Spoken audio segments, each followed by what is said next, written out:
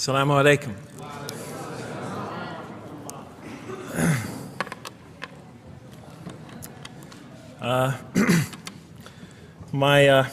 I've come from the University of Kansas. We're playing in the Final Four this very instant. So I want to let you know that you've asked a lot of me today. No, I'm just joking. All right, very briefly, I just want to talk a little bit about what the Quran has to say about the purpose of life. I think this is an extremely important subject, especially for Muslims living in America, because we're sort of a minority, a new religion here, and many people are interested in what we believe. And I think the primary question that people want answered when they first consider another religion is how that religion views the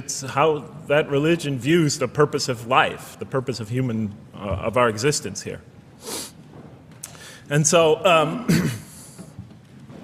going to begin, though, talking about an atheist's point of view, because I want to talk about what sort of answers the Quran might have for an atheist. So to begin this, I need to talk for about 5 or 10 minutes about what I believe contributed to my becoming an atheist, because I grew up in a Christian family. And then I'll talk for about 45 minutes or so about what I experienced in the Quran and how that sort of changed my perception. So it's very simple. But my wife always says I should summarize what I'm going to do before I talk, because it's easy to get lost in my speeches. And my wife doesn't have a lot of confidence in my speaking ability. Okay, so let me start out by mentioning that my mother certainly played no role in my becoming an atheist. My mother was a wonderful woman, a beautiful lady. She had tremendous dignity and class. The neighbors loved her. She was a registered nurse, and she put in many extra hours at the hospital. She worked in the ward that dealt with dying patients, and when I would come and pick her up late from work at night, not all the patients, but many of the patients would drag me over and talk to me and tell me what a wonderful woman my mother was. When she died, her funeral was packed, and person after person that came up to me had a story to tell about my mother and her goodness. Time and time again, people described her as, "Jeff, your mother is a true saint." She was a deeply religious woman, a great mother, a great teacher, a gentle person. She never cursed. I never heard her curse, swore, ever in her whole life.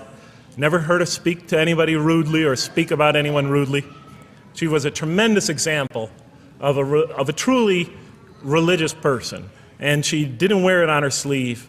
It was just slowly but surely you could see it just in her day-to-day interactions with people. My father, on the other hand, was a difficult man. My father, for some strange reason, had this tremendous rage inside him. I don't know where he got it. He had this terrible violence inside him. And every night he would try to quell that violence with hard drinking. And his drinking, though, only made him all the more volatile. Because my father could be laughing and joking one minute, and he could fly into an angry rampage the next for some unexpected reason. You never know what would trigger it. And once he flew into that angry rampage, it would take, he would just go wild in the house would be in havoc, and he would rage on and on and on, and it would take an awful lot of liquor and several hours before he would finally go to sleep. And this would happen night after night after night. And so my 4 brothers and I was the 4th in line. My 4 brothers and I lived a frightening and precarious childhood. But I'd have to say the worst of it was watching my father regularly taunt and threaten and abuse my mother. And it would happen day in, day in, day in, day out, night in, night out. And it was a never-ending nightmare. You see, it's really not so bad when you're the target of your father's violence. You might think it's bad when a child is the target of their father's violence, but it's really not all that bad. At the moment of attack, you're really not thinking about anything except your own survival. When he's firing punches at you or kicking you on the ground or chasing you throughout the house, or when he's threatening you, "I'm going to hurt you, bad boy," you're not thinking about anything at that moment except escape. While all that's going on, you're not thinking about the aftermath or consequences, the psychological repercussions or anything like that. And when it's all over, you might even excuse the onslaught because you figure maybe you somehow deserved it. If not for what you did this time, maybe for something you did in the past. You could always put the blame on yourself. But a far worse fear is the terror that overcomes you when you watch your father go after your mother. Because she's the only source of warmth and kindness, of love and protection that you know. And if he were to take that away, from a little boy's standpoint, then you lost everything. But far worse than the fear is the guilt. And it comes over you from several directions. First of all, there's the guilt that comes at you upon you from the growing antipathy you have towards your father. Because we're taught to love and respect our parents, and we are born with this natural bonding attachment to them. But when you watch something like this happen night after night after night, and this rage is growing inside you, you're being pulled in opposite directions. Then there's also, of course, the guilt that comes when you think that you might be the cause of this night's violence. Maybe something you said or did that you didn't even realize triggered it. Maybe just your father's dislike of you triggered an argument between your mom and him that is now raging on downstairs. But the worst guilt of all, and it is by far the very worst, is knowing that you did nothing to stop your father from hurting your mother. Because while he raged on against your mother downstairs, you hid in your bed and you trembled underneath the covers. Maybe you whimpered and you cried and you put the pillow on your head. And thus, you traded personal respect for personal safety. And with each such incident, you come to realize with ever greater and greater clarity, you come to realize your own weakness, your own impotence, your own incompetence, your own worthlessness, your own cowardice. And the hate grows and festers inside you, not only for the man that you call father, but for yourself as well. It is a terrible, terrible thing to make a young boy choose between his mother and himself. It is extremely unfair. I noticed that tomorrow there's going to be tomorrow morning a lecture about spousal abuse given by Dr. Shaheen Rizwan. I hope you'll all attend it. I think it's a very important subject. When I was little, I used to daydream about life without my father. I just wanted the violence to go away. I wanted not to be afraid anymore. I felt like I was trapped in a bad dream and there was no way out. And so I prayed to God again and again and again to remove my father from our lives. But he was always there, and very soon I began to wonder if God really was. I could not fathom why God would subject my mom to such lifelong punishment. Could not imagine what great sin she must have committed, or that we, her children, must have committed to deserve my father. I didn't have the maturity to sort out such questions, but I had enough fear and anger to provoke them.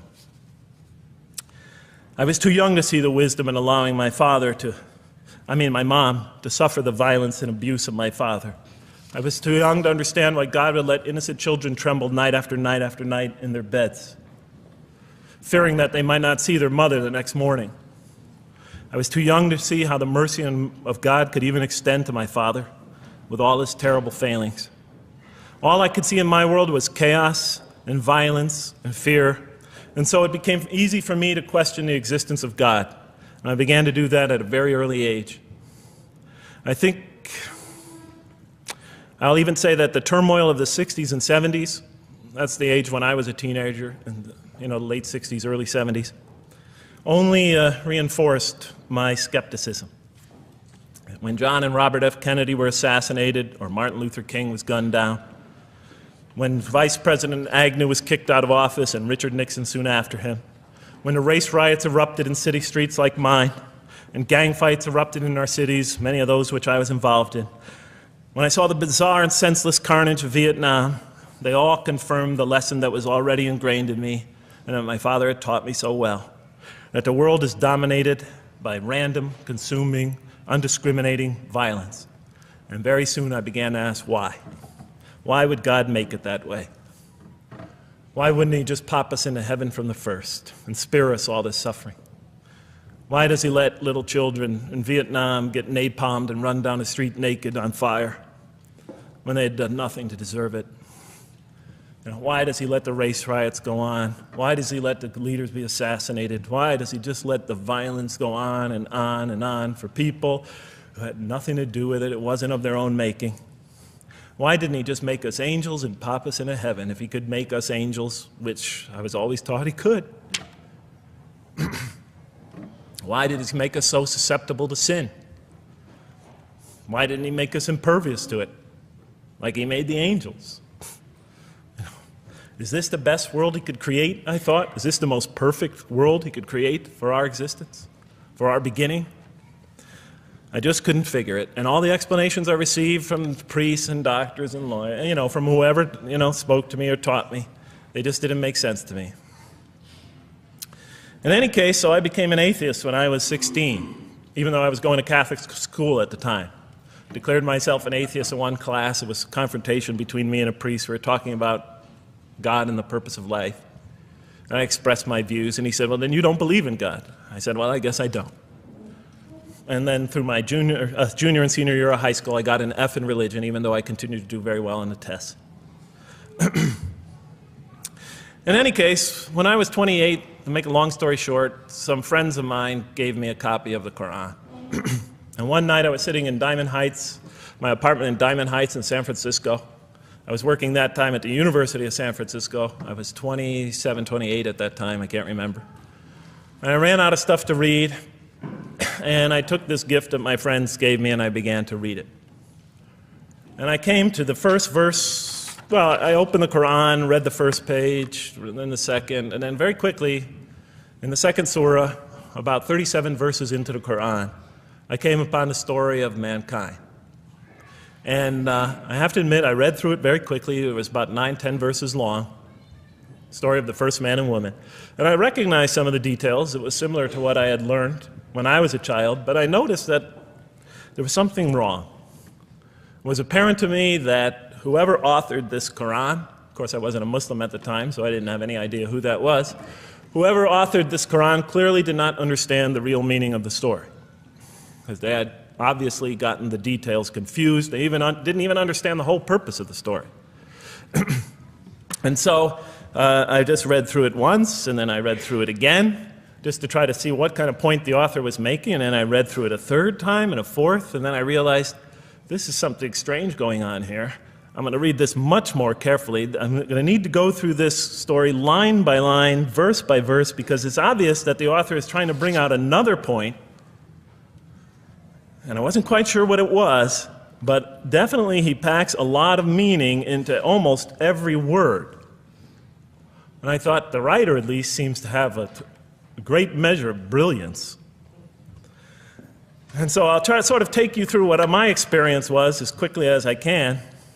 So I came to the 30th verse of the second surah, Surah Al-Baqarah, and it began like this.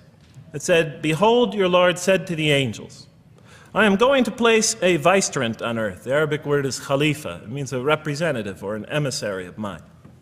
"I am going to place a vicegerent on earth." And they said, the angels said, "Will you place therein one who will spread corruption and shed blood, while we celebrate your praises and glorify your holiness?" And God said, he said, "Truly I know what you do not know." See, that's the verse that hooked me. That's the verse that caught my attention. That's the one that kept on making me read the story again and again and again. Because listen to the way it begins. Behold, your Lord said to the angels, I am going to place a representative of mine on earth, a vicegerent of mine, an emissary, one who acts on my behalf. I thought, that's not the way it goes. You're not supposed to be placing man on the earth in some positive role, some elective office. You place man on earth as a punishment for his sin. Clearly, I knew the author didn't quite get the point. But still, it was an amazing line. But then I come to the next line, and it says, and the angels say, will you place her in one who will spread corruption and shed blood, while we celebrate your praises and glorify you? I looked at it again. I couldn't believe the question. They said, will you place her in one who will spread corruption and shed blood, while we, the angels, celebrate your praises and glorify you? I looked at that and I said, exactly. That would be my question. Why would you create this being, supposedly for some positive role, when he's capable of doing tremendous wrongdoing? When he could spread corruption and shed much blood? Why would you create this violent and pernicious creature when you could create angels? As the angels clearly say, well, we, the angels, celebrate your praises and glorify you. They were asking one of the most fundamental questions in the entire history of religion. Why create you, man, this utterly fallible creature, this creature who could rebel against God's will, who could do such tremendous wrongdoing, who could wreak havoc like no other creature on earth, when you can make them angels? And look where the question is being asked. It's being asked in heaven. It's almost like saying, look, why don't you just make them angels and be up here in heaven with us, you know? Why don't you just make them angels, pop them into heaven, he's fine.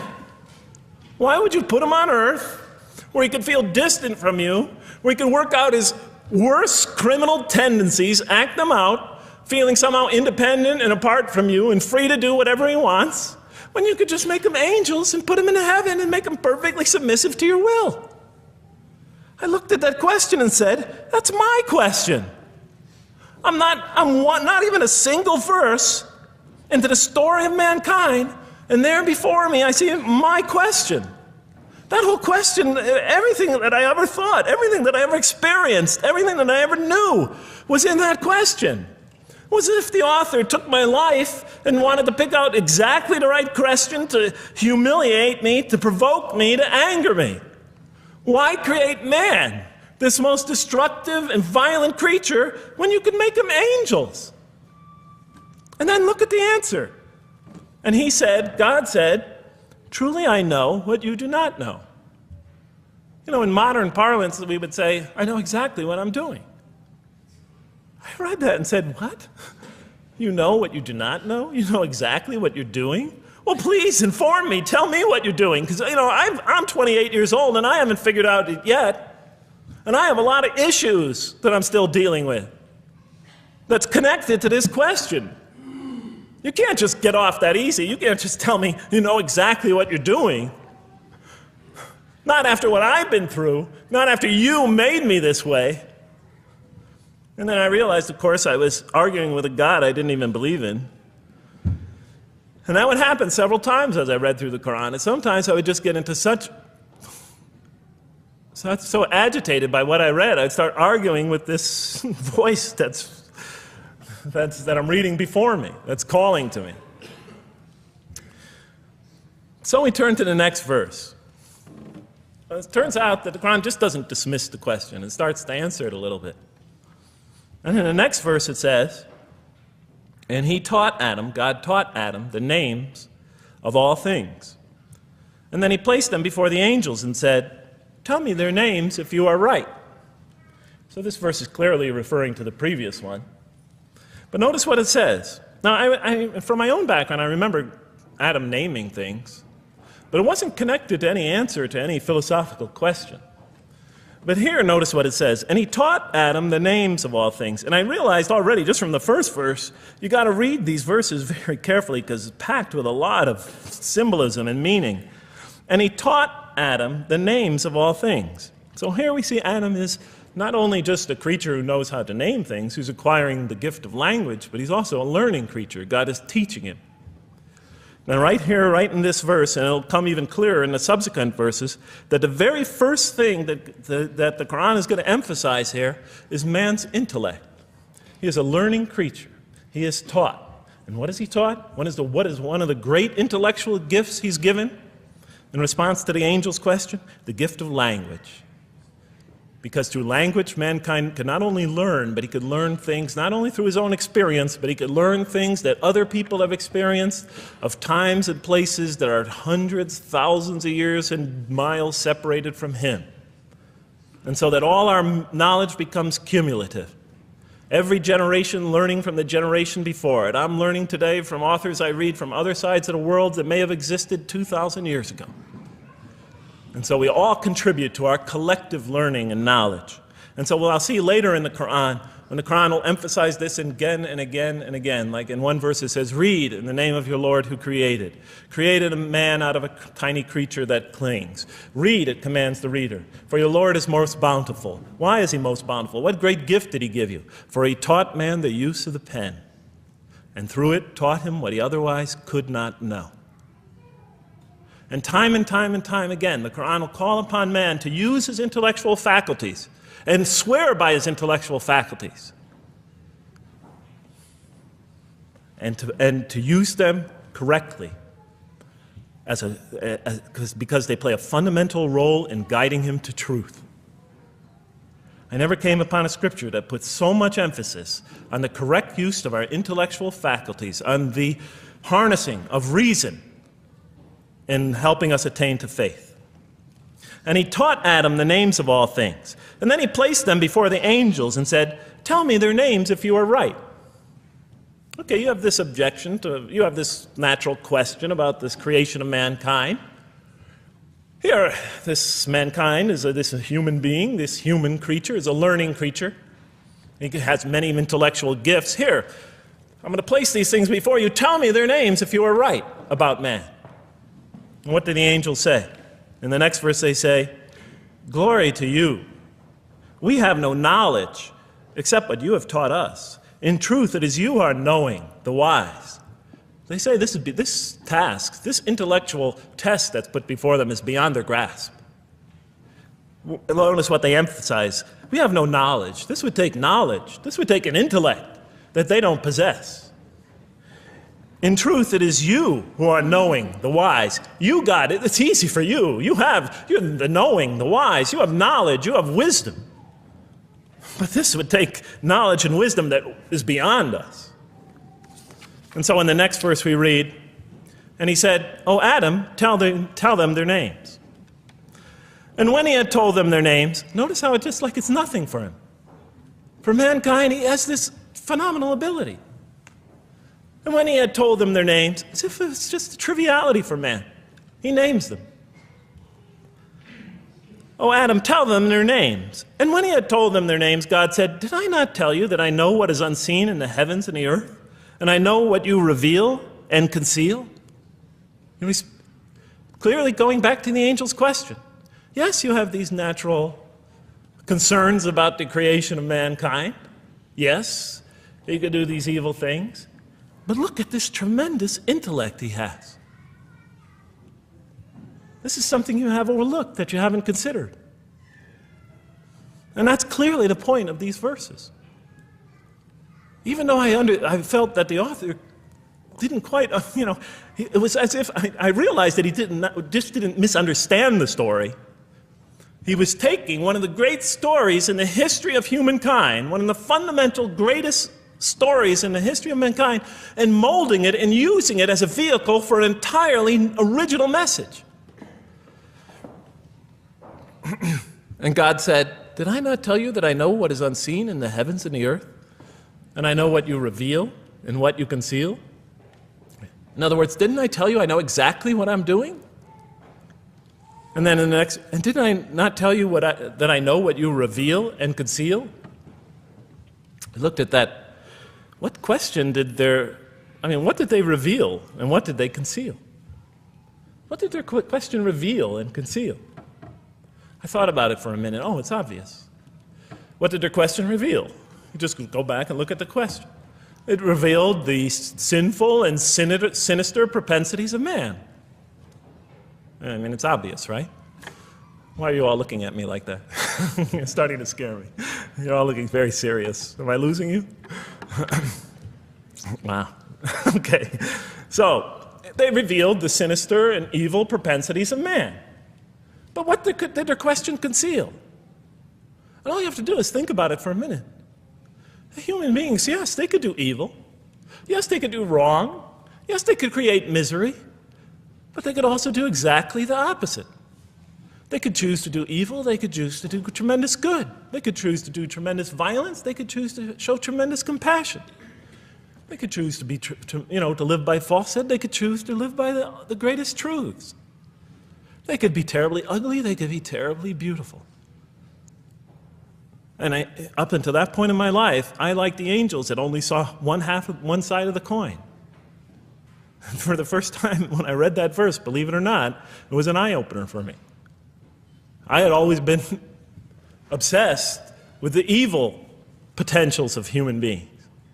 When I read that verse, I realized that, and I had a great example right in front of me with my own mom, I realized that I had been blinded by only one side of human nature. So we go on to the next verse. And behold, we said to the angels, bow down to Adam, and they bowed down. But not so Iblis.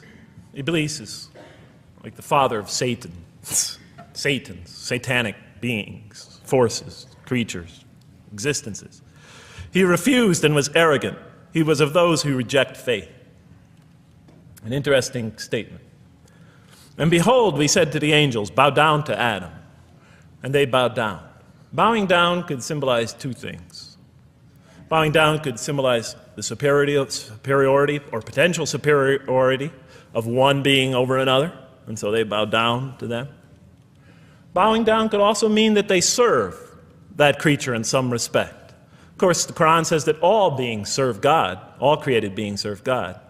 But this verse seems to be indicating, and the rest of the Quran will make it clear, that these angelic beings, these angelic entities, will serve the development of mankind. We'll even see later that the satanic beings serve the development of mankind.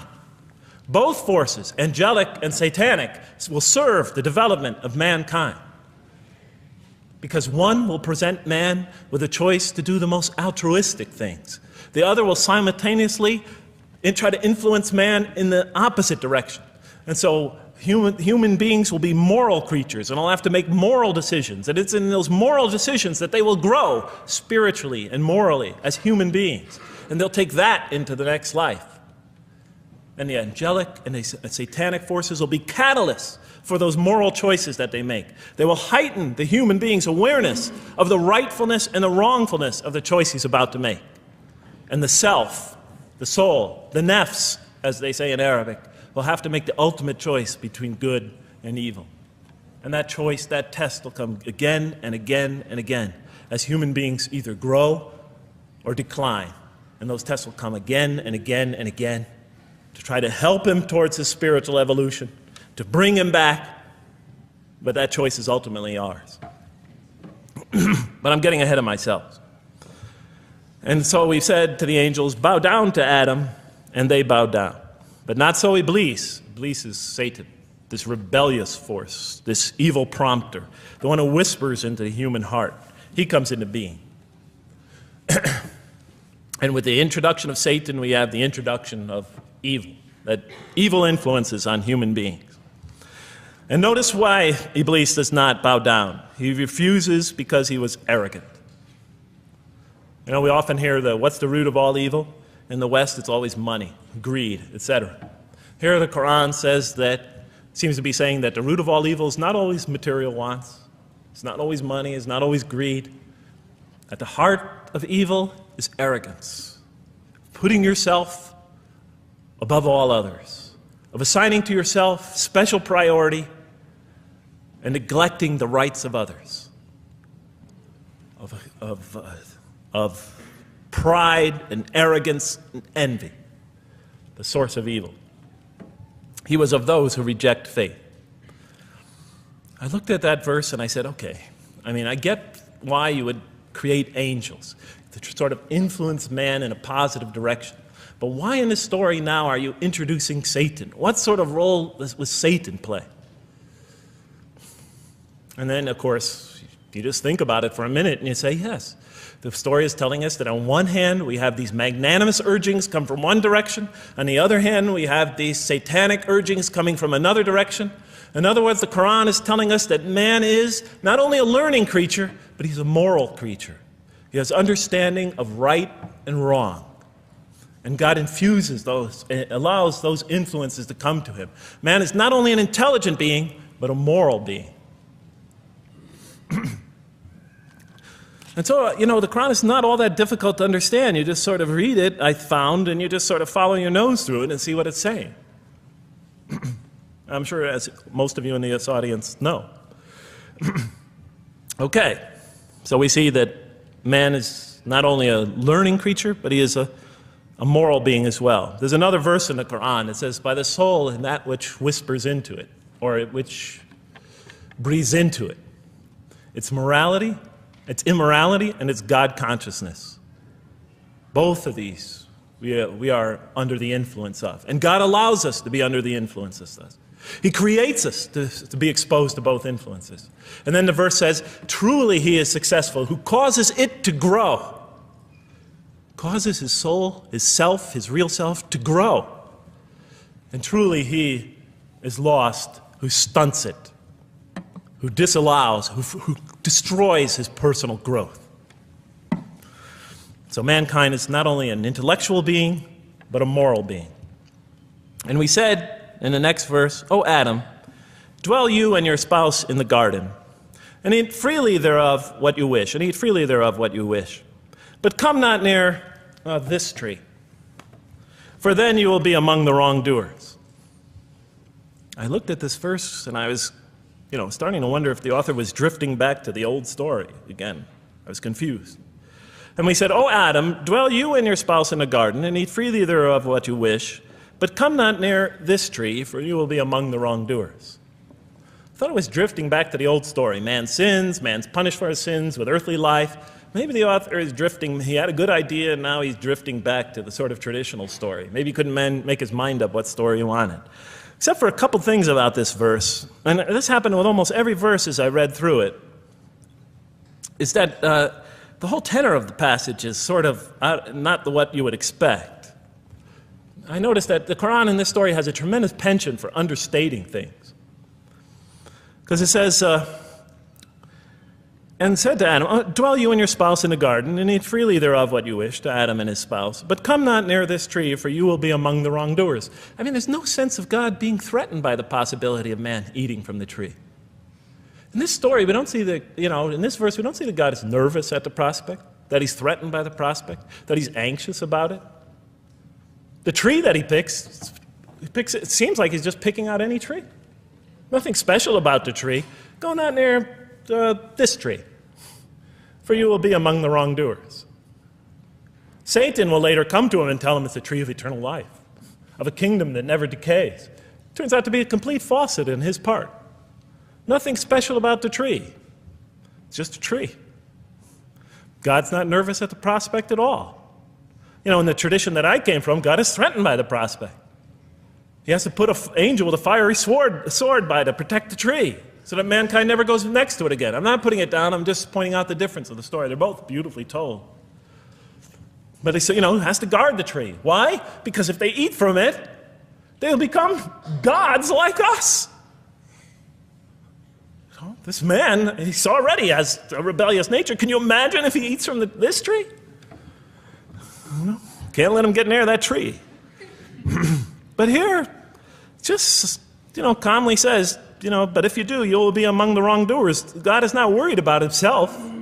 It's just warning man, making it clear that if you do this, you've committed a wrongful deed. Again, the whole tenor of all these verses that you read through it is God knows exactly what he's doing. Okay, next verse. But Satan caused them to slip and expelled them from the state in which they were. And we said, go you all down, some of you being the enemies of others, And on earth will be your dwelling place and provision for a time. What? I said. I mean, you know, I was expecting now the rage, the anger, the violence, the jealousy. That's what I was expecting. Okay, they eat from the tree. Where's the rage, the violence? I'm going to punish you now. You're going to sweat on earth. And you're going to suffer, and you're going to stub your toe, and you're going to work, and you're going to labor. And you're going to die there for what you did. And where is the woman? Right? And the woman. Right? She's the one who's going to suffer the most. Right? She'll have to suffer labor pains and monthly cycles. Right? And bleeding and crying out when her children come into the world. And she'll scream out. And worst of all, the greatest humiliation, the man will rule over her. When he's obviously her intellectual inferior because she and the angels she and Satan seduced him, and he just bumbled along and committed a real, wrong deed. Well, I don't mean to make light of it. But the story is obviously different, though. No threat here. As a matter of fact, look at the way it says, "O Adam, dwell you and your spouse in the garden, and eat freely thereof what you wish. But come not near this tree, for you will be among the wrongdoers." Then they make the mistake. But Satan caused them to slip and expelled them from the state in which they were. And we said, "Go all you down, some of you being enemies of others, will be adversaries of others. Some of you will be adversaries of each other, and on earth will be your dwelling place and provision for a time." This is not a deity losing it. If you look at it, I mean, on earth will be your dwelling place and provision for a time. That's not the words of a God that has lost, that is really extremely upset. On earth will be your dwelling place and provision for a time. When I walked into the hotel today, and they said, and it's this nice one up here, I don't know the name, I can't remember the name of it, but it has a continental breakfast. And they said, your room will be room 111, and there's a continental breakfast in the morning. I didn't say, I didn't think they were mad at me. Because they said, you're going to sleep here, and this is going to be your provision in the morning. Oh, thank you.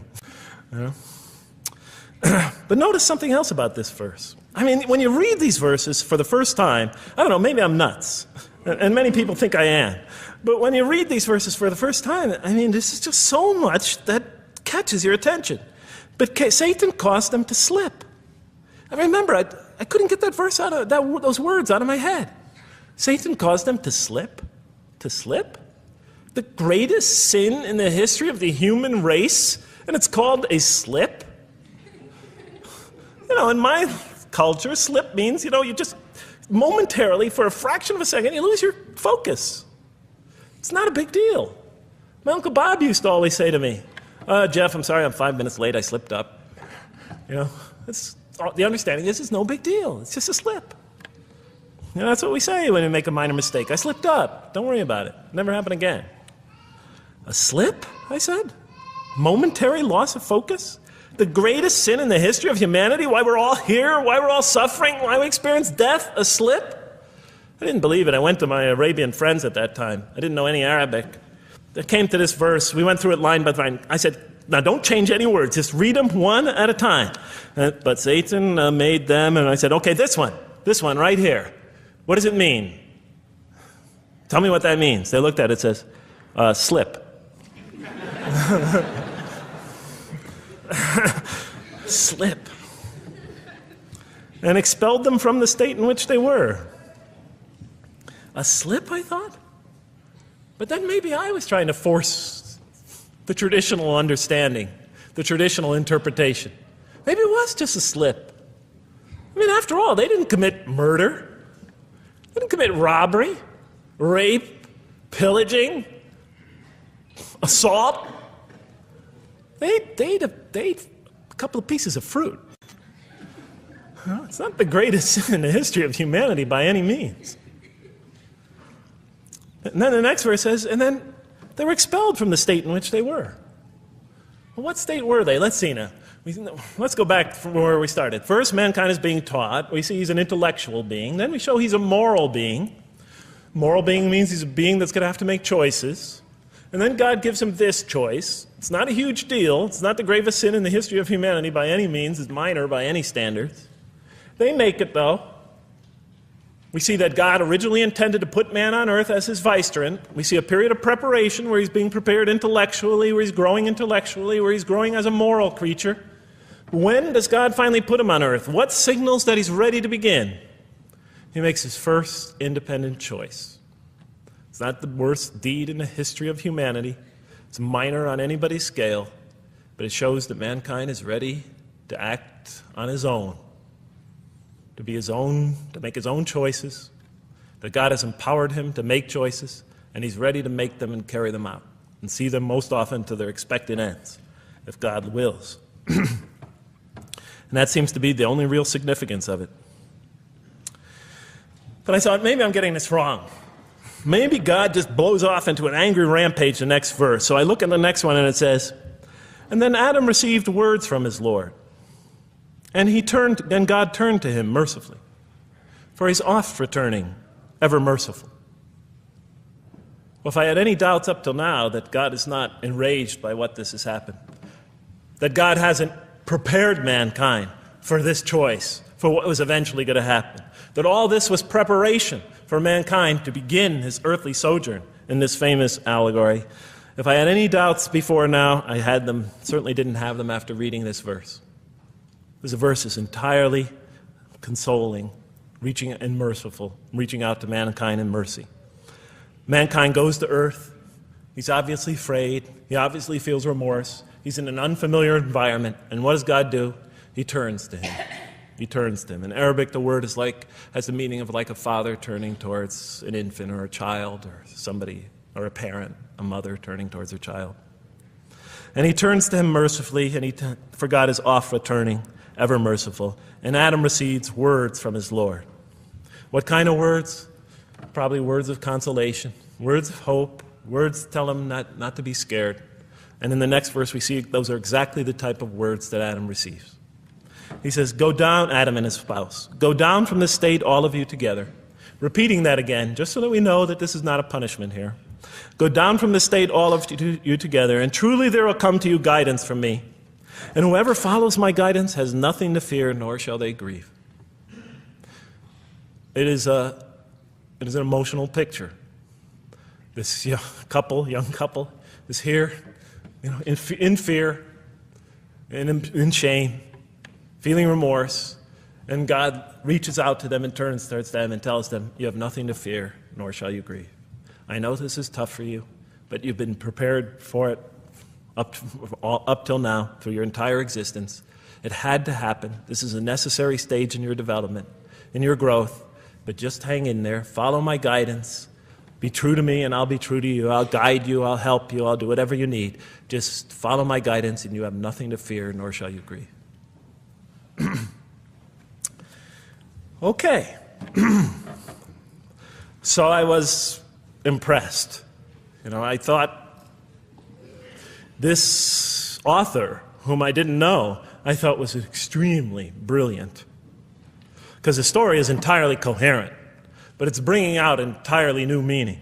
And it's stressing some things in the human equation that I would never have normally thought of. Actually, I thought these sort of things argued against the existence of God. Here, the author was using them to say, look at these. These play a fundamental role in the purpose of life. What? Intellect. Human beings have intellect. Right. In response to the angel's question, they are moral creatures, and they are subjected to evil and angelic promptings. And they have to choose between them again and again and again throughout their existence. And their growth, which the Quran talks about frequently, is going to depend on that. We're here to grow, as we will see. But it emphasizes choice. Human beings are creatures of choice. It also emphasizes suffering. Suffering. Man, that's pretty nice writing. It also emphasizes suffering. Human beings are going to suffer here on earth. That's the first thing that the story mentions. Spread corruption and shed blood? Havoc, suffering, pain?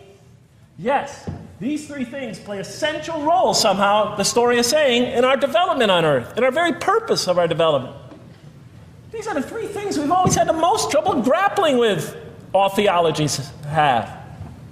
Why give us intellect if it leads us often to challenge in our minds the existence of God? If we can't reconcile the existence of God with our minds, with our reason, why give us choice if we could choose to do wrong? Just make us angels. Why let us suffer so on earth? Just pop us into heaven. And here the Quran is telling you that these play essential roles in our attaining of faith. Not only these, of course, it also mentions guidance, God's forgiveness, revelation, etc., angelic forces, satanic temptation. It mentions all these other things as well, but these three essentially really caught my attention. I never expected that these three things would be emphasized. And so as I read through the Quran, I looked, anytime I saw anything that seemed to relate to this, I would write down notes and underline it. You know, and I would walk up and down in San Francisco with my pen as I'm walking, because I like to walk about 7 miles every day, and I'd be underlining. My friends would always say, "Jeff, what book are you reading?" And I would lie to them. I'd tell them, "Oh, it's a great novel or something." You know, I didn't want them to know that I was reading the Quran. I think they thought I was going nuts. But in any case, so very quickly, I was wondering, does the Quran really emphasize reason? Does it really emphasize choice? Does it really emphasize suffering? How much more time do I have, Madam Speaker? 35? 25, okay. I'll do the best I can. So let me just try to indicate to you, as I read through the Quran, and I'll try to get through this quickly because you guys look tired. And I know you're interested to find out how that basketball game is turning out. Let's see, does the Quran really emphasize reason as essential to human growth, to this experience we're having on earth, to our very purpose? And the answer is definitely yes. So much so that even Western Orientalists, people who wrote against the Quran, said that this is a major feature of the Quran, a feature that you cannot miss. Henri Lamens, writing in the early part of this century, one of the famous Orientalists, you know, who wrote very much against Muslims, hoping to unseat them from their religious belief. He wrote, "The Quran," and this is his quote, "is not far from considering unbelief as an infirmity of the human mind." Unbelief is, he thought, and he was saying it mockingly, is like, you know, you can't think straight. You're not using your mind right, as my father used to say. Maxime Rodinson wrote at length about the rationalistic approach of the Quran to faith. And this rational tone of the Quran is one of its most salient features, beyond doubt. I'll just give you a few quotations. One of its fundamental themes is that people ignore or reject God's signs and corrupt religion precisely because they do not use their reason. And the Quran will say that again and again and again. The Quran says about the disbelievers, they refuse to reason and are a people who do not reason. I have 7 such quotes in the Quran. The Quran will say, "Will you not reason?" It mentions that 14 times to the reader. God reveals signs and lessons and admonitions so that, and this is a quote from the Quran, perhaps you will finally use your reason. There are 8 such statements in the Quran. From the Quran's viewpoint, reason and faith are allies, just as illogic and false belief are allies. And it clearly sets the conflict along these lines. It says the right way has henceforth become clear from error. Those who benefit most from the Quran are persons of insight. 16 such statements in the Quran. Firmly rooted in knowledge, 8 such statements. Use their reason, 10 such statements. Stand on clear evidence and proof, 7 such statements. Those who oppose this revelation are deluded, 9 such statements. In manifest error, 28 such statements. Ignorant, 15. Foolish, 3. Have no understanding, 9. Only follow surmise and conjecture, 9. And blindly adhere to tradition, multiple times. It states that. In an almost Socratic style, the Quran repeatedly quizzes the reader and calls into question his or her assumptions. Again and again, it asks us, what do you think? 18 such statements. Have you considered this or that? 13. Did you suppose? 7. Sounds like a math teacher. Do they not ponder? 2 such statements. Do you think? Do you even think? 18 such statements. The message is clear. To gain truer faith, we need to free ourselves from inherited notions and examine our beliefs rationally. Learning plays a key role in human development. Read the Quran, exhorts the reader. for God taught us the use of the pen and taught humankind what it otherwise could not know. In life, nature, and history, in the Quran, there are signs and lessons for those who are wise. There are 21 such statements. The Quran states over 100 times that it has been revealed to make things clear. I thought the author of this Quran must have had a strong mathematical insight, a natural mathematician. All throughout, when I was reading, I was trying to imagine what he must have been like. God teaches humanity both directly and indirectly, and sometimes so subtly that we are unaware of his instruction. Thus, he tests us in multifarious ways. Of course, I just want to make it clear, Muslims believe God himself is the author of the Quran. Sometimes I give this speech and people come away and ask me, Jeff, who is the author of the Quran anyway? But I didn't know. So I was just trying to figure it out. Repetition is indicative of the importance given to certain ideas. It should be observed that the Arabic word for knowledge in the Quran, ilm, appears 854 times in the text in its various forms. It's one of the most frequently occurring words. So the Quran really does put great emphasis on reason in our spiritual quest. Does it put great emphasis on choice? Well, here's what it has to say. Let there be no compulsion in religion. The right way is henceforth clear from error. It's a choice, and it must be freely made. And it's a choice between correctness and error, between right and error, between reason and falsity. Had God willed, he could have indeed guided you all, it says in the Quran. I went, why not, I thought. Why not just guide us all? Why let some of us choose to go this way and that way? The Quran was constantly provoking me as I read it. Do not the unbelievers know that had God willed, he could have guided all mankind? Oh, do not the believers know that had God willed, he could have guided all mankind? Okay, I'm an unbeliever, I thought. Tell me, why didn't you guide all mankind? If you want us to be in conformity of your will, just make us that way. And if we had so willed, we could have given every soul its guidance. Why did you let us be creatures of choice? Just program us to do the right thing. Never make a wrong choice. Had God willed, he could have made us all one community. He could have made us clones of one another. But he didn't. It wasn't part of his plan. Enlightenment has come from your Lord. He who sees does so to his own good. He who is blind is so to his own hurt. It's your choice. It says it again and again in the Quran. Remember when I was reading this, I was a disbeliever. And this scripture is constantly reminding me, it's your choice, Jeff. It's no compulsion in this. It's your choice. It's up to you. You're probably not reasoning correctly here. Think a little harder. Come on, try. It's just a few more steps. And whoever is guided is only to his own gain, and whoever is stray, I am only a warner. It's your choice. We have revealed to you the book with the truth for mankind. He who lets himself be guided does so for his own good. He who goes astray, it's to his own hurt. It's his choice. And there are many, many such references. I'll stop there. But you get the point. The Quran clearly emphasizes that choice plays a key role in our development. But what about suffering? I mean, suffering's the biggie, right? I mean, that's the real major question. What does the Quran have to say about suffering? Because every religion deals with suffering in a different way. It's either something you have to be saved from, and so some religions stress salvation, or it's something that you have to sort of transcend through meditation and training so you can sort of not feel it so much, get above it and beyond it. Some religions see it as primarily punishment. Some of the more ancient religions see it as the result of the precarious and whimsical, control of many gods working against each other, playing with human beings. Different religions have dealt with it in different ways. But almost all of them, I would indeed say all of them, have sort of seen it as something not so good. But let's see what the Quran has to say about it. Something to be avoided, to transcended, to be saved from. The Quran says just the opposite. You are going to experience it.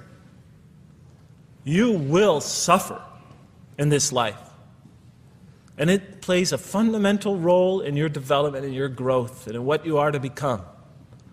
This scripture didn't just say you're going to experience it. It said you should embrace it. You should struggle through it. Your life should be a struggle, it says. It should be a jihad. Yeah, right? But that's what it says. Jihad means struggle. When the Quran most says jihad, it's very seldom, it's most often not in the context of fighting. Qital is the Arabic word for fighting. But it says even in the Mecca verses, long before Muslims had to defend themselves against their oppressors, it mentions that you have to struggle in the path of God. With the Quran, it even says. Struggle in the path of God with this Quran. Life is a struggle. It says in one verse, most assuredly we will try you with something of danger and hunger and the loss of worldly goods, with the loss of your lives and the fruits of your labor. Most assuredly we will try you. It's not just talking about evil people, good people. But give the good news, the glad tidings. Be happy for those who are patient in adversity and suffering. Good news, I thought? Doesn't the author understand the terrible effects of suffering? Give the good news to those who are patient through adversity, who when calamity befalls them say, truly unto God we belong and truly unto him we shall return. In other words, that this could benefit them. It was a remarkable statement. Here's another one. Do you think that you can enter paradise without having the like of those who passed away before you? And the next verses start to explain these people were good people who suffered terribly. Do you think that you can enter paradise without going through the same? Why, I thought? Why do we have to suffer in life? Misfortune and hardship befell them, and so shaken were they that the apostle and the believers with him would exclaim, when will God's help come? These are good people. When will God's help come? Oh, truly, God's help is always near. You will certainly be tried in your possessions and yourselves, the Quran tells the reader. You're going to face hardship. It's guaranteed. Every soul must taste of death, and we try you with calamity and prosperity, both as a means of trial. And to us you are returned. You are going to have hardship here. There is going to be no heaven on earth. This environment is made to be an environment of adversity. It is made to be an environment where you have to work, where you have to struggle, where you have to strive. And it plays a key role. Oh man, truly you've been toiling to your Lord in painful toil, but you shall meet him. You're toiling, yes, but you shall meet him. We certainly created man to face distress. What, I thought? We certainly have created man to face distress. You made us to face distress? Does he think that no one has power over him? Sometimes people get, so down, they just think, this can't be a God. Look how I'm suffering. He will say, I have wasted much wealth. Some people just become totally devoted to worldly aims. Does he think that no one sees him? Have we not given him 2 eyes to see with, a tongue, and 2 lips to communicate with, to learn from by communicating? Can't he see around him? Can't he tell from communication with other people? Haven't we pointed out to him the 2 conspicuous ways? What are the 2 conspicuous ways? But he attempts not the uphill climb. One of them is the uphill climb. And it says this is the way you should be pursuing. And what will make you comprehend the uphill climb? It is to free a slave, or to feed in a day of hunger an orphan nearly related, or the poor one lying in the dust. Then he or she is of those who believe, and exhorts one another to patience, and exhorts one another to mercy. You have not attained to faith until you struggle the uphill climb. It's telling us. You should pursue the uphill climb. What is the uphill climb? Reaching out to your fellow man who suffers. To feed the poor one. To help the poor soul that's lying in the dust. And all over the world there are people in that state. And we watch the news as if it's just entertainment. And the Quran tells us this is something you should involve yourself in. That is the road that you should travel. It describes a successful life as an uphill climb. Well, I can see I'm running out of time, so I'm going to have to tie this up in about 15 minutes, I guess. But definitely the Quran emphasizes these three elements in the human drama. But as I read through it, I couldn't see how it all fit together. I mean, why didn't God just... Why? Why do we have to experience these? What purpose do they play? Just pop us in the head, beam us up, I thought. Well, one thing, like I mentioned before, the Quran will repeatedly emphasize that we're here to grow and to learn. And I'll give you 4 or 5 quick verses because I know you're tired. It says, Our Lord, and raise up in their midst a messenger from among them, who shall recite unto them your signs, and that shall teach them the book and the wisdom, and who shall cause them to grow. We have to learn wisdom in the book, and Revelation in particular, and who shall cause us to grow. And we have sent among you of yourselves a messenger to recite our signs to you and to cause you to grow. Truly God was gracious to the believers, this is in the 3rd surah, when he raised up from among them a messenger from themselves to recite his signs to them and to cause them to grow. It is he who has sent among you who has sent among the unlettered people a messenger from among them to recite his signs and to cause them to grow. These are all distinct references. Just 2 more. There are many more. And the soul and that which breathed into it, its immorality and its God consciousness. He is indeed successful who causes it to grow. And he is indeed a failure who stunts it. And in the 92nd surah, Surah Al-Layl, it says, Far removed from it will be the righteous who give his wealth that he may grow. So the purpose somehow is to grow. We're in a growing, learning, developing experience. We weren't just created when we came into the world. This is actually a stage of our creation. Just as our development in the womb was a stage in our creation, our essential stage in our physical creation, this is an essential stage in our personality creation, in the creation of our real being. That which we take into the next life, our essential selves. We've gone from the physical creation in the womb, primarily physical, now to the human creation, the personality creation in this stage. I thought maybe I'm, projecting my own neurosis into the scripture. Maybe it doesn't really emphasize that life has a purpose. But time and time again, I would find it does. For example, just quickly it says, those who remember God standing and sitting and lying down and reflect upon the creations of the heaven and earth and say, Our Lord, you did not create all this in vain. You did not create all this in purpose. Just when I was starting to think, maybe the Quran really doesn't state a purpose of life. It really doesn't mean there's a real purpose of life. Maybe I'm reading into it something that is there. I would come upon verses like that would force me to just read a little further, make me think, well, maybe it's just around the corner. We have not created the heaven and the earth and whatever is between them in play.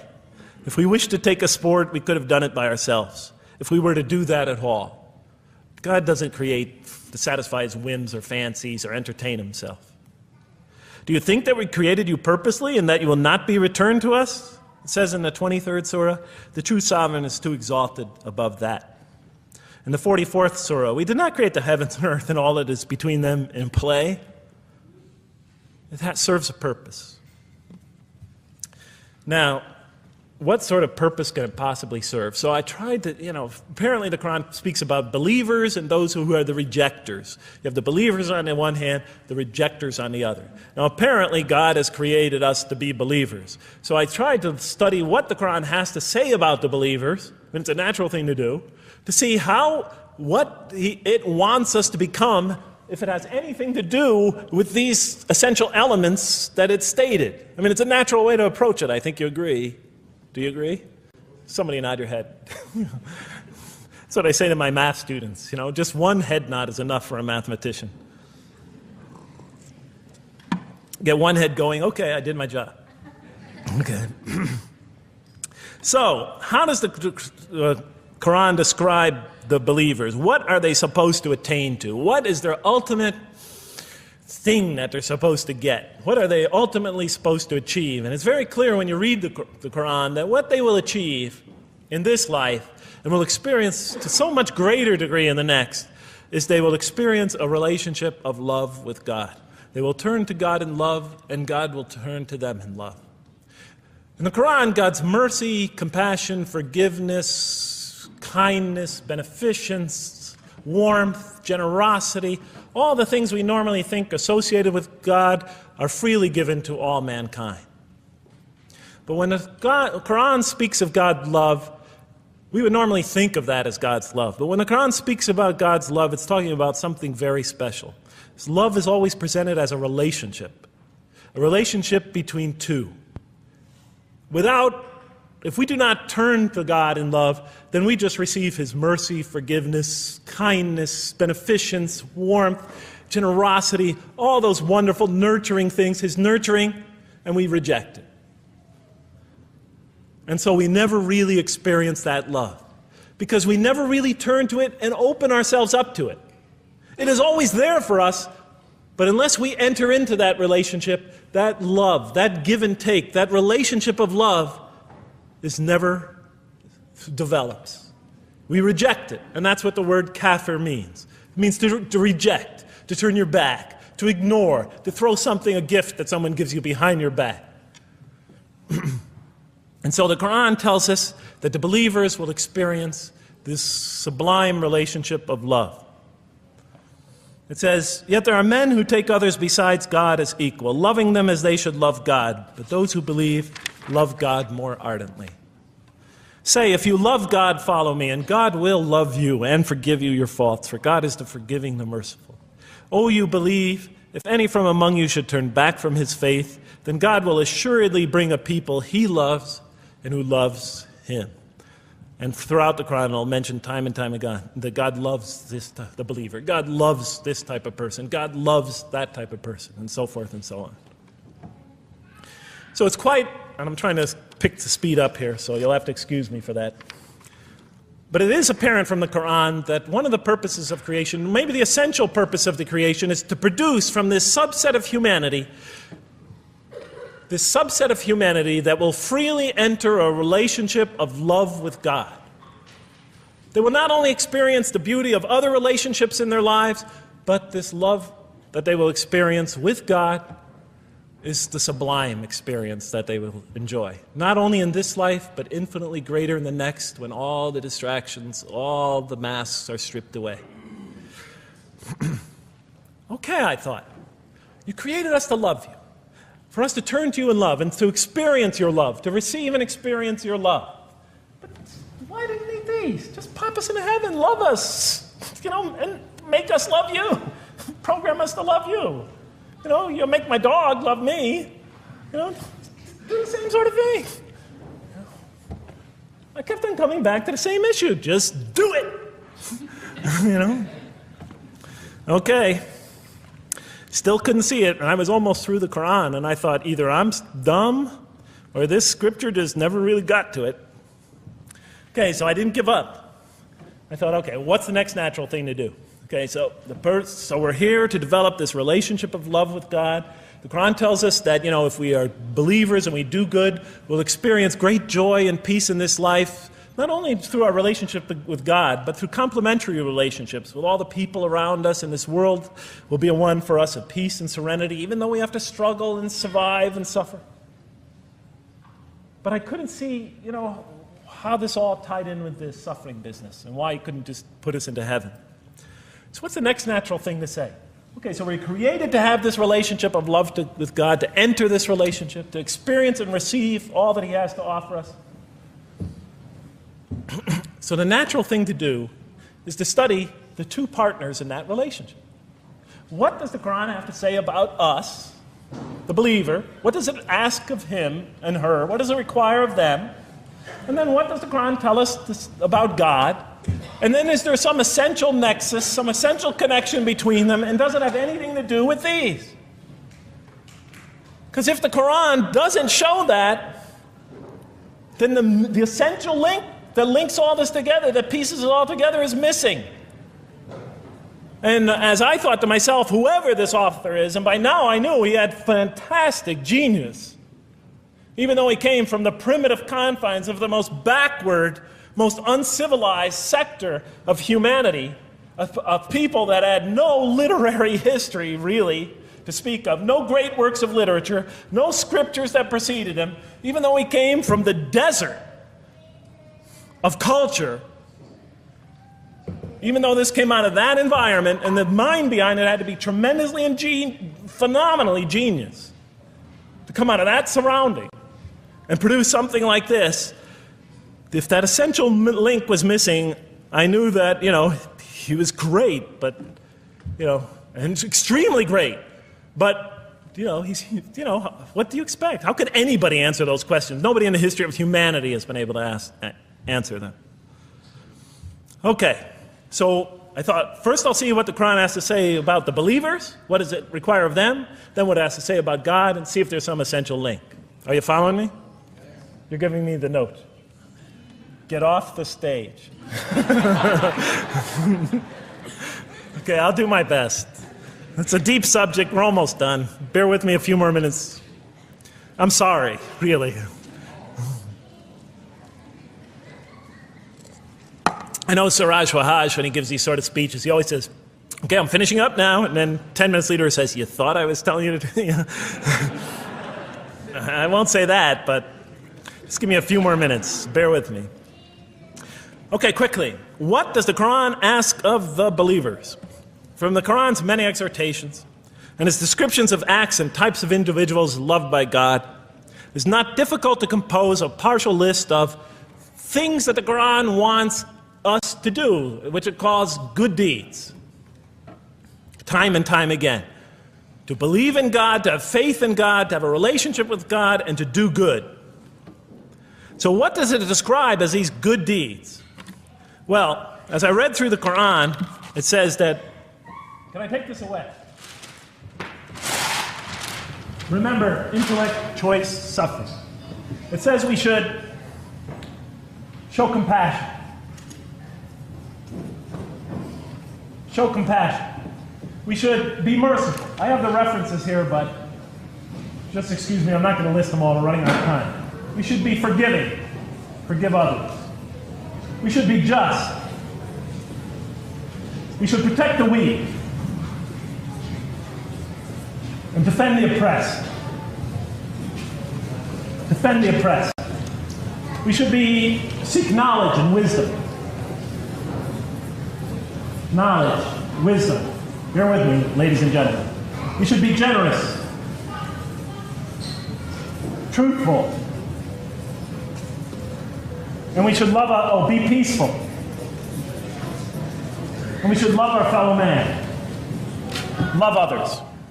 I'll just give you one verse because I know we're running out of time, Madam Speaker. Truly those who believe and do good will the most merciful endow with love.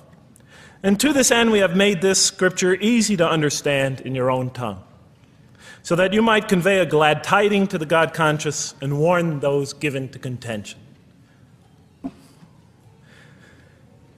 So, to this end we have made this easy to understand, so that we'll learn to love others. Okay, that's all I'll say about that. I would like to say a lot more, but I don't have time. Now, what does the Quran tell us about God? You have to realize I'm just about through with the Quran here, my first time reading it. And now I was really caught. I searched my head. What does the Quran tell us about God? It tells us nothing could be compared to him. That he's outside anything that we may compare to. That our definitions do not encompass him. That our reason cannot comprehend him. That he is transcendent and we are finite. That he is immortal. He transcends time and space and we are bound by it. That he is immortal, we are mortal. He is uncorporeal, we are corporeal. That we have no way of comparing ourselves to him. Nothing could be compared to him. I thought, oh my God, I'm so close and yet so far. Because I'll never understand the essential link between us and God and why these three things fit into place. Because the Quran tells us that we could never really quite understand God. Or at least that's the way I thought. And so I put down the Quran when I had finished it. And much to my dismay, I was honestly disappointed because I thought The author made a brilliant, brilliant, brilliant, brilliant try, but he never quite made it. And so I was sitting in front of, about 3-4 weeks later, I was sitting in Diamond Heights in my apartment watching a football game, I think it was. And you know, sometimes things just slip into your minds when you least expect them, and I'm sitting there watching it, and all of a sudden into my mind came a thought. And I said, wait a minute. The Quran does tell us so much about God. It tells us again and again and again, but somehow I just missed it. Just skimmed over it every single time. Because if you turn to almost any page, if you turn to the beginning of any surah, you could see time and time again essential information about God that I just thought was sort of a literary device, something to make it just sound more beautiful. Because if you turn to the beginning of any surah, you'll see the words Bismillahir Rahmanir Rahim, in the name of God, the most merciful, the most compassionate. If you read almost any passage, long passage, when you come to the end of it, it's punctuated by dual attributive statements like God is the merciful, the compassionate, God is the forgiving, the gentle, God is the kind, the protector, God is the generous, the truthful, God is, and so forth and so on. There are tens of thousands of such references in the statements in the Quran. What the Quran defines as God's most beautiful names, His attributes of perfection, repeated again and again and again on almost every page. And as I sat there, sitting by the television, I started to jot them down in my, on my little piece of notebook there. Same notebook I used to jot these down before. And I began to list from my own mind the attributes of perfection as I remembered them. And they were, God is the compassionate. God is the merciful. God is the forgiving. God is the just, the protector, the defender of the oppressed and the weak, the knowing, the wise, the generous, the kind, the truthful, the loving, the peaceful, the source of all peace, the truth, and so forth and so on. Every item I had listed in my list for the qualities that we human beings are supposed to develop, the Quran was telling me had its infinite source and perfection in Allah, in God. And then all of a sudden, all the pieces fell together. Then I suddenly saw it, as I see most of you probably see as well. That now, suddenly it all began to make sense to me. In what way do I say that? Well, it was now obvious why we had to develop these qualities. It was now obvious how these things on the floor here fell into place. And I'll just say it clearly. We're here to develop a relationship with God, to become closer to God. But how can you become closer to God when He's transcendent and you're finite, when He's immortal and you're immortal, vice versa? When He's immortal and you're mortal, when He's unbound, fettered by time and space, and you are, and so forth and so on. How can you become close to that one? If I want to become close to you, I need to have something to share with you, something that we have in common. So for example, if I want to come close to this young man here physically, I'll approach him, because we both have bodies, and I can position my body closer to him. Physical presence, bodily presence is something we both share. If I want to become closer to that gentleman back there, if I want to become closer to him intellectually, I'll reason with him so we will have a convergence of minds, because we both possess reason. If I want to become closer to one of my sisters on this side emotionally, I'll try to appeal to their sentiments, because we both share feelings and similar types of experiences that generate those feelings. But how does one become closer to God? What do we share with Him? We share with Him exactly what He gave us. Because the Quran tells us that when we came into this life, He breathes into our spirit something of His Spirit. And that we come into this world with the seed of these very qualities within us. And we could either kill them, stunt them, as the Quran says, or cause them to grow. And when we grow in these, we grow in our ability not just to experience tremendous beauty in life through all this, but we grow in our ability to receive and experience the infinite beauty, the infinite peace, the infinite truth, the infinite compassion, the infinite mercy, the infinite, etc., all the way down the list, that only comes from the infinite perfect source of all these. The more we grow in mercy, the more we grow in our ability to receive and experience in this life and in the next, to an infinitely greater degree, the mercy of God. The more we grow in compassion, the more we grow in our ability to receive and experience God's compassion in this life through prayer and through ritual and through contemplation and through other experience of others. And of course, infinitely more in the next life, the compassion of God. The more we grow in our truthfulness, the more we grow in our ability to experience God, the truth, because all truth comes from God. The more we grow in these things, the more we grow in our ability to receive and experience God's attributes of perfection. The more we grow in our ability to receive and experience His being. And that sort of nearness we are growing to Him is tied to our essential nature and to His. It's more than just physical nearness. It's more than just a convergence of ideas. It's more than just a convergence of feelings. It's a convergence of essential beings. It's the closest type of nearness two can feel, two can experience. I'll just give you a quick analogy, because this helped my children. Let's pretend I have a goldfish, a dog, and 3 children. 3 daughters, let's say. And I do have 3 daughters. No matter how much of my love, compassion, forgiveness, caring I pour upon that goldfish, it could only experience it to a tiny degree. It might not even really be aware of it, because it's a very primitive creature. But my dog, on the other hand, when I show it all my kindness, all my love, all my compassion, all of what is essentially me, it can experience it to a much higher degree than my goldfish. And through its interaction with me, through its own trying to give its own self to me, we could experience a quite wonderful relationship. But my children, especially as they grow older and go through their own experience and their own development, could receive and experience all the love and the compassion and the forgiveness and the caring and the generosity and the protection, everything I have to offer. They could experience my being to a much higher degree than my dog ever can. And we could have a relationship of beauty that I could never have with my dog.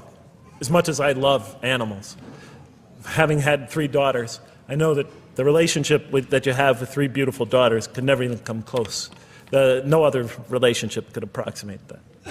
Of course, my relationship with my wife is also extremely beautiful, and she might hear this. And she's a wonderful woman, really. I mean, she's the source of so much beauty. But, okay, Madam Chairman, I am ready. So that seems to bring it all together. So now, I thought, wait a minute. That doesn't explain this. Why the intellect? Why the choice? Why the suffering? I thought, you almost had me, this Quran. You almost duped me. You almost tricked me, seduced me into accepting this philosophy. But wait a minute. What about intellect, choice, suffering? Why do we have to experience these? Why couldn't you just programmed us to be merciful, compassionate, forgiving, etc.? Why do we have to go through all this? And then, of course, the answer came to me as quickly as I thought of it. So we are creatures, and we grow, and we become. And yes, and you can make us anything you want, but you can't contain any of those attributes I listed without these 3 things. In mathematics, we try, 3 premises that go into, proving a theorem. We try to see if we could take one of them away, and if it's essential. And all 3 of these are definitely essential. For example, you could program a computer never to make an incorrect statement, but it doesn't become a truthful computer. Never heard anybody say to me, Jeff, this Macintosh is the most truthful computer I ever saw. If it's programmed, it's not truth. You could program a CAT scan to help the sick, but it doesn't become compassionate. Never heard a doctor say, Jeff, if you want to see a compassionate CAT scan, you come right over here. Right? Because all those things, compassion, forgiveness, truth, caring, love, all are born out of choice, suffering, and reason. In order to do a compassionate deed, when we consider reaching out to someone in compassion, that person, first of all, that's inconceivable without the presence of suffering, an environment where there's suffering. And when we decide to help them or not, we reason in our minds, what is this going to require of me?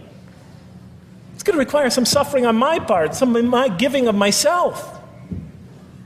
And without that mental process, it doesn't become a compassionate deed.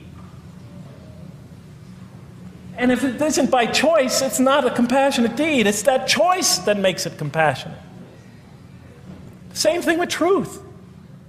Truth is a choice between telling the truth or not telling the truth. Oftentimes we tell it when we're at risk to our own personal loss. The more suffering that might come out of that choice, the greater is the truth behind it. The greater the act of truthfulness. And all the time we have to weigh the consequences of that choice. If I tell the truth there, my teacher's going to give me an F. If I don't tell the truth, I might get an A. We weigh it in our mind. Last example, the famous wedding vow. Do you take this woman to be your wife in sickness and in health, for richer or for poorer, until death do you part? What are they asking us? Do you knowingly make this choice, understanding full well what's at stake here? That it might involve richness but poverty, health or sickness, that suffering's going to be involved until death. Once a young lady told me, you never really loved me. Because when the growing got tough, when things got hard, when we hit rock bottom, when my life fell apart, you just got up and left. And she was right. And she understood full well that that's what love is all about. It is through giving and suffering together and hanging in there with each other and not bailing out and persevering through suffering, making that choice and knowing what you're doing. All those three things are essential. So it's very easy to see why the Quran stresses these. For in order for us to grow in these, I dropped it, we have to have these. And that's why it's very easy to see, ladies and gentlemen, why the Quran, 30 seconds, Madam Chairman, why the Quran talks about sin as self-destruction. The Quran says when we sin, we commit, the Arabic word is dhulm, or zulm, however dialect you have. Dhulm against ourselves. We oppress, we destroy ourselves. Because when we don't grow in these, when we grow in the very opposite of these, we are literally destroying ourselves. When we grow into the things that are antithetical to these, we are destroying our natures and will not allow ourselves to receive and experience the beauty that could be in store for us this life and the next. It's like coming into this world and developing in the womb none of the physical things you need to experience comfort and joy and peace and happiness on a physical level in this life. It's as if you're coming into this life and you've destroyed yourself physically somehow in the womb, and you came into it and you had nothing to protect you from the cold, from the heat, from the harshness of the elements, from germs, from disease, nothing to protect you, nothing to satisfy, give you the ability to satisfy your thirst or your hunger, nothing for you to experience any physical comfort. This is all that matters as we go into the next life. If we don't develop these through our relationship with God, our very purpose of our being, then we will experience terrible suffering in this life, worse than if we came into this life in a physical state that didn't avail us of any of the comfort of this life. And so it'll be worse than fire. It'll be worse than endless fire. It'll be worse than hell, the worst hell we could possibly imagine. So the Quran tells us, that yes, when it talks about heaven and hell, it's used very powerful symbolic language, but what it essentially is telling us is imagine the greatest joy and wonderful and peace and serenity you could ever experience, and that's what's open to you on the one end. But on the other end, imagine the most terrible suffering that you could possibly bring on yourself, and you could also do that to yourself as well. It'll be worse than anything you could have ever imagined. And it's, the Quran tells us that God says on the day of judgment, I did not harm you in the least. You destroyed yourselves. And it could say that in total objective truth. And that's why the Quran, well, I think I'll leave it at that because Madam Speaker is about to shoot me. I still have other things to talk about, but I want to find out how that basketball game is going. So thank you so much for listening to me for so long. And may the peace and mercy of Allah be upon you all. I didn't mean to try to scare anybody at the end. That wasn't my goal. I was just trying to make a point. And may the peace and mercy of God be upon you all. Thank you so much. Assalamu alaikum.